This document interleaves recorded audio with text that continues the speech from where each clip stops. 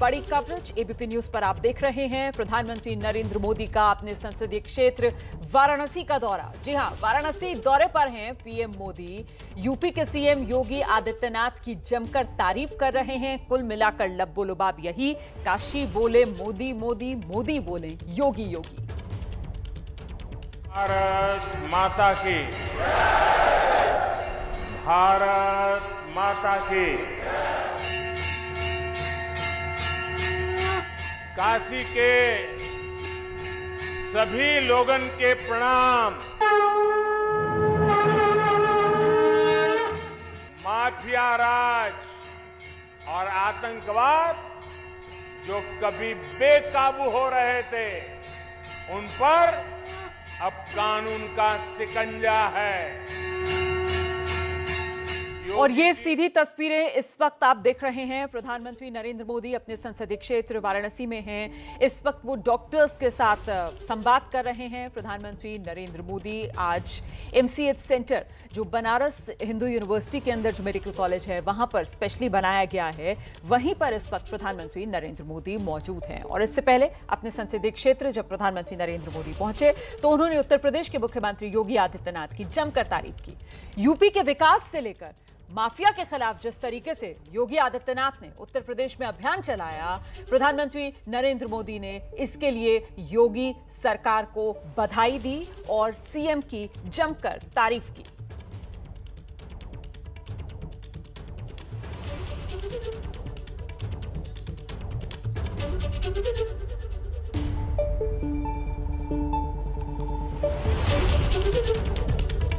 काशी आने पर प्रधानमंत्री नरेंद्र मोदी ने कहा कि लंबे वक्त के बाद काशी आया हूं। काशी ने बता दिया कि वो थकती नहीं। महादेव के आशीर्वाद से काशी का विकास लगातार जारी है। यहां तक कि इस कोरोना काल में भी काशी का विकास लगातार अनवरत रूप से होता रहा। ये तस्वीरें जिसका हम जिक्र कर रहे थे पहले, प्रधानमंत्री नरेंद्र मोदी डॉक्टर्स के साथ संवाद करते हुए।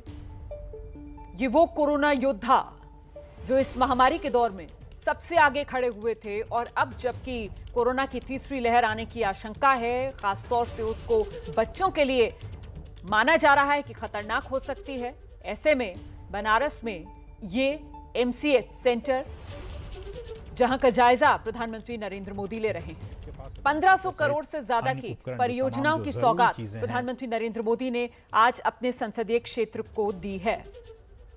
इसमें कई उद्घाटन और कई शिलान्यास दोनों शामिल हैं। तो फिलहाल बीएचयू में एमसीएच विंग जो है, उसी का जायजा ले रहे हैं प्रधानमंत्री नरेंद्र मोदी।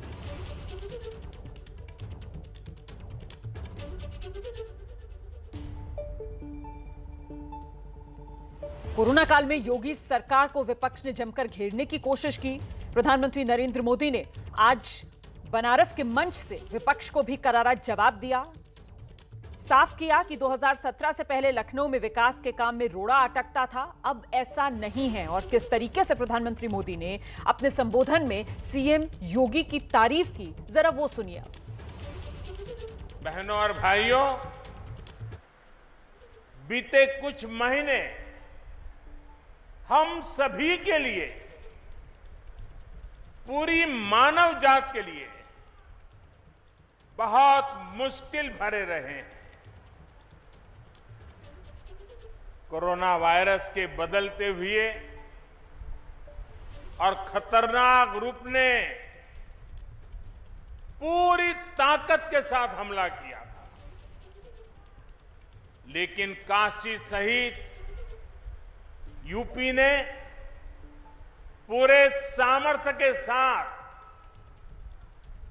इतने बड़े संकट का मुकाबला किया। देश का सबसे बड़ा प्रदेश, जिसकी आबादी दुनिया के दर्जनों बड़े बड़े देशों से भी ज्यादा हो, वहां कोरोना की दूसरी वेव को जिस तरह यूपी ने संभाला, सेकेंड वेव के दौरान यूपी ने जिस तरह कोरोना संक्रमण को फैलने से रोका, अभूतपूर्व है। और आइए एक बार फिर से आपको तस्वीरें दिखाते हैं। प्रधानमंत्री नरेंद्र मोदी बीएचयू के एमसीएच सेंटर में इस वक्त मौजूद हैं। डॉक्टर्स के साथ बातचीत कर रहे हैं प्रधानमंत्री नरेंद्र मोदी। ये जो mother and child health centre बनकर तैयार हुआ है बीएचयू के अस्पताल में, 100 बेड का ये विंग बनाया गया है। वहीं पर तैयारियों का जायजा लेते हुए प्रधानमंत्री नरेंद्र मोदी को आप देख रहे हैं, साथ में उनके उत्तर प्रदेश के मुख्यमंत्री योगी आदित्यनाथ, राज्यपाल आनंदीबेन। प्रधानमंत्री नरेंद्र मोदी ने आज वाराणसी के मंच से जब जनता को संबोधित किया तो योगी के कार्यनिष्ठा से यूपी का विकास हो रहा है। उत्तर प्रदेश के सीएम की जमकर तारीफ पीएम मोदी ने की। हर जिले के लिए योगी जी खूब मेहनत कर रहे हैं। आज उत्तर प्रदेश में कानून का राज है, माफिया आतंक का राज खत्म। उत्तर प्रदेश की कानून व्यवस्था जो बेहतर हुई है उसे लेकर योगी आदित्यनाथ की पीठ एक तरीके से थपथपाई पीएम मोदी ने। बहन बेटियों पर बुरी नजर रखने वाले अब हिम्मत नहीं कर पाते हैं, ये बात प्रधानमंत्री नरेंद्र मोदी की तरफ से की गई। और साथ ही यूपी में भाई भतीजावाद की जगह अब विकासवाद की सरकार है। विपक्ष की पुरानी सरकारों पर भी पीएम मोदी ने निशाना साधा। साथ ही आर्थिक मोर्चे पर यूपी कैसे आगे बढ़ रहा है, योगी राज में यूपी में तेजी से निवेश हो रहा है, इस बात को रेखांकित किया पीएम मोदी ने आज अपने संबोधन में। मेड इन इंडिया उत्पादन के लिए यूपी पसंदीदा जगह बना है। कोरोना टेस्टिंग और वैक्सीनेशन में भी यूपी नंबर 1। यहां गौर करने वाली बात यह है कि इस कोरोना काल में महामारी के समय में सबसे ज्यादा विपक्ष के निशाने पर यूपी की योगी सरकार रही, लेकिन प्रधानमंत्री नरेंद्र मोदी ने आज अपने संबोधन में योगी सरकार की इस पैमाने पर भी तारीफ की। और साथ ही यूपी में पैर जमा रहे आतंकवाद को योगी ने खत्म किया। आतंकवाद को लेकर जिस तरीके से कार्रवाई हुई है, जो संदिग्ध आतंकियों की धरपकड़ हुई है, उस पर भी विरोधियों की तरफ से कई तरीके के सवाल खड़े किए गए थे। आज उन तमाम सवालों पर विराम लगाने का काम पीएम ने अपने संबोधन से किया। देश का सबसे बड़ा प्रदेश, जिसकी आबादी दुनिया के दर्जनों बड़े बड़े देशों से भी ज्यादा हो, वहां कोरोना की दूसरी वेव को जिस तरह यूपी ने संभाला, सेकंड वेव के दौरान यूपी ने जिस तरह कोरोना संक्रमण को फैलने से रोका, वो अभूतपूर्व है। जब समय का अभाव होता है तो मुझे भी कई बार सोचना पड़ता है कि यूपी के कौन से विकास कार्यों की चर्चा करूं, कौन से कार्यों की चर्चा छोड़ दूं। ये सब योगी जी के नेतृत्व और यूपी सरकार की कार्यनिष्ठा का कमाल है। आज योगी जी खुद कड़ी मेहनत कर रहे हैं। काशी के लोग तो देखते ही हैं कैसे योगी जी लगातार यहां आते हैं, एक एक विकास योजना की समीक्षा करते हैं, खुद ऊर्जा लगाकर कामों को गति देते हैं। ऐसी ही मेहनत ये पूरे प्रदेश के लिए करते हैं। आज यूपी में कानून का राज है, माफिया राज और आतंकवाद जो कभी बेकाबू हो रहे थे, उन पर अब कानून का शिकंजा है। बहनों बेटियों की सुरक्षा को लेकर मां बाप हमेशा जिस तरह डर और आशंकाओं में जीते थे, वो स्थिति भी बदली है। आज बहन बेटियों पर आंख उठाने वाले अपराधियों को पता है कि वो कानून से बच नहीं पाएंगे। तो सुन रहे थे आप प्रधानमंत्री नरेंद्र मोदी को। इसी पर चर्चा करने के लिए मेरे साथ वाराणसी से हमारे दो संवाददाता नीरज पांडे और रणवीर सिंह मौजूद हैं और साथ ही हमारे साथ दो वरिष्ठ पत्रकार, पूर्व संपादक मुंबई जनसत्ता के प्रदीप सिंह जी जुड़ रहे हैं और साथ ही वरिष्ठ पत्रकार रशीद किदवई साहब भी हमारे साथ मौजूद हैं। बहुत स्वागत आप सभी का। इससे पहले मैं मेहमानों के पास चलूं, अपने संवाददाताओं का रुख करते हैं। सबसे पहले नीरज से जानते हैं कि प्रधानमंत्री नरेंद्र मोदी भी अभी भी एमसीएच में जायजा लेते हुए। नीरज, प्रधानमंत्री नरेंद्र मोदी एमसीएच में नहीं बल्कि रुद्राक्ष केंद्र में पहुंचे हैं। रुद्राक्ष केंद्र में पहुंचने के बाद वो एमसीएच आएंगे। करीब 2 बजे का प्रोग्राम है उनको एमसीएच पहुंचने का, क्योंकि एमसीएच के बाद सीधे वो एयरपोर्ट निकलेंगे जहां से वो दिल्ली के लिए रवाना हो जाएंगे। तो फिलहाल वो रुद्राक्ष केंद्र के लिए रवाना हुए हैं, जहाँ वो रुद्राक्ष केंद्र का अवलोकन कर रहे हैं। तो आज का जो प्रोग्राम मैं जरा सा दर्शकों को लेकर चलती हूँ। हमारे साथ रणवीर सिंह वहीं जो रुद्राक्ष कन्वेंशन सेंटर है वहीं पर मौजूद है। रणवीर से जरा अपडेट ले लेते हैं। रणवीर, देखिए, प्रधानमंत्री बीएचयू से संपूर्णानंद आएंगे और वहां से रुद्राक्ष आएंगे, जहां मैं मौजूद हूं। पीछे देखिए तैयारियां पूरी हैं, बड़ी संख्या में पुलिस के जवान हैं। यहां पे भीषण गर्मी है और लेकिन प्रधानमंत्री की सुरक्षा में कोई चूक न रह जाए, इसकी तैयारियां हैं। थोड़ी देर में प्रधानमंत्री यहां पहुंचेंगे रुद्राक्ष सेंटर, जहां पर कुछ सेलेक्टिव लोगों को बुलाया गया है। जापान के प्रतिनिधि भी होंगे और वहां पर प्रधानमंत्री रुद्राक्ष सेंटर का उद्घाटन करेंगे। ये 186 करोड़ की योजना है और प्रधानमंत्री इसमें इसलिए भी ये बहुत विशिष्ट हो जाता है क्योंकि जापान और भारत की दोस्ती का प्रतीक है। जापान ने एक तरह से गिफ्ट किया है। शिंजो आबे वाराणसी आए थे, उन्होंने फिर इसको बनवाया है। तो वाराणसी की विरासत यानी कि बाबा भोले शंकर, उनके शिवलिंग के आकार की ये इमारत है और ये बनाई गई है जापान की तरफ से, जिसमें आधुनिक तकनीक है। तो एक समावेश है विकास का और जो पौराणिकता है उसका, और इसी वजह से प्रधानमंत्री थोड़ी देर में आएंगे। तैयारियां पूरी हैं, बड़े संख्या में जो लोग हैं वो भी देखने के लिए प्रधानमंत्री को आतुर हैं। आप देखिए कि यहाँ तस्वीरें समावेश है विकास का। आपने जो बात कही है यहाँ पर रणवीर, और साथ ही साकार हो रहा है वो सपना जो पीएम मोदी ने काशी के लिए देखा था, काशी को क्योटो बनाने का। फिलहाल हम जरा जल्दी से रुक कर लेते हैं। वरिष्ठ पत्रकार रशीद किदवई साहब और साथ ही प्रदीप सिंह जी हमारे साथ मौजूद हैं। इस सब के बीच प्रदीप जी, आज का जो पीएम मोदी का संबोधन रहा उसकी सबसे महत्वपूर्ण बात आपको क्या लगती है? ये सबसे महत्वपूर्ण बात तो यह है कि उन्होंने एक तरह से उत्तर प्रदेश के चुनाव का बिगुल बजा दिया है।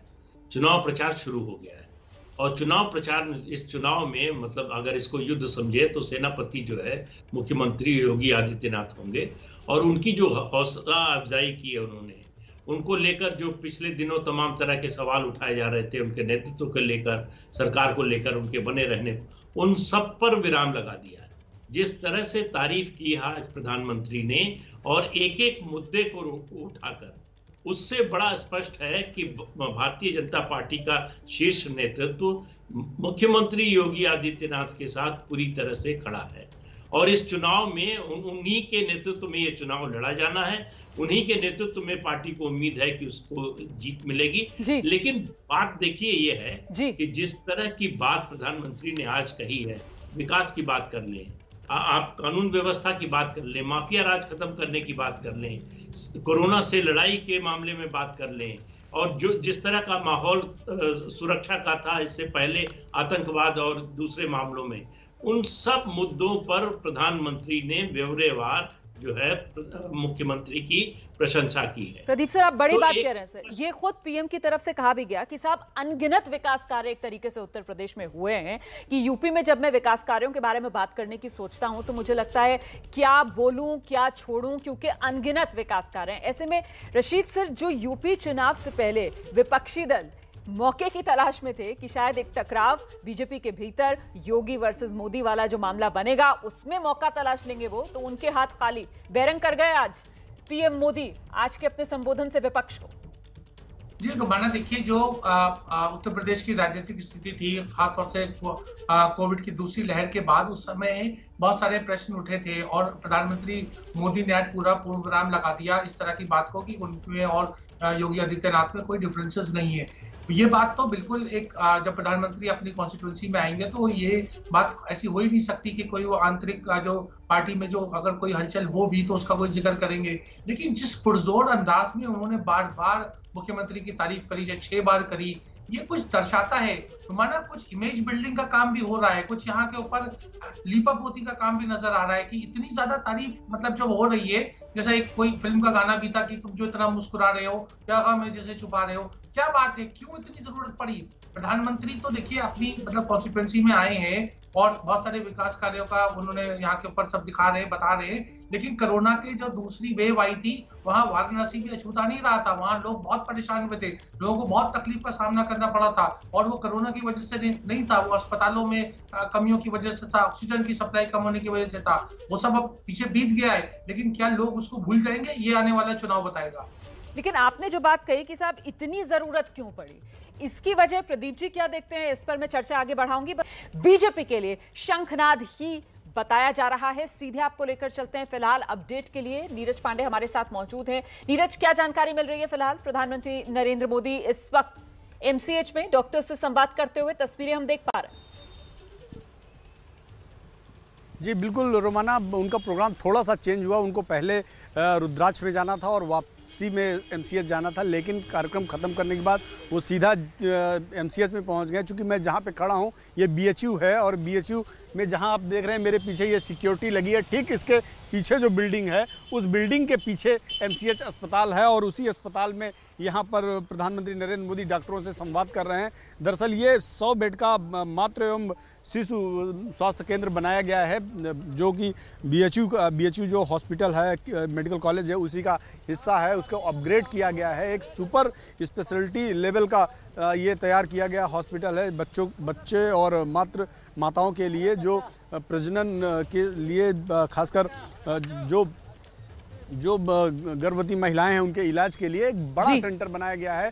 और ये केवल बनारस के लिए नहीं बल्कि पूर्वांचल के तमाम उन जिलों को इससे फ़ायदा मिलेगा जो पूर्वांचल बनारस से लगे हुए हैं। 100-200 किलोमीटर की रेंज में जो ज़िले हैं उनके लोग जो इलाज के लिए दिल्ली जो पहुंचते थे, अब उनको यहीं पे बनारस में ही बड़ी बात दरअसल यही है कि प्रधानमंत्री नरेंद्र मोदी ने जब वाराणसी को अपने संसदीय क्षेत्र के तौर पर चुना था, तब उनके मन में जिस तरीके की कल्पना रही होगी, न सिर्फ वाराणसी बल्कि इस पूरे क्षेत्र के लिए, पूर्वी उत्तर प्रदेश के, अब वो सपना साकार होता हुआ नजर आ रहा है। वाराणसी के माध्यम से छोटा सा ब्रेक, फौरन लौट रहे हैं ऐसी बड़ी कवरेज के साथ।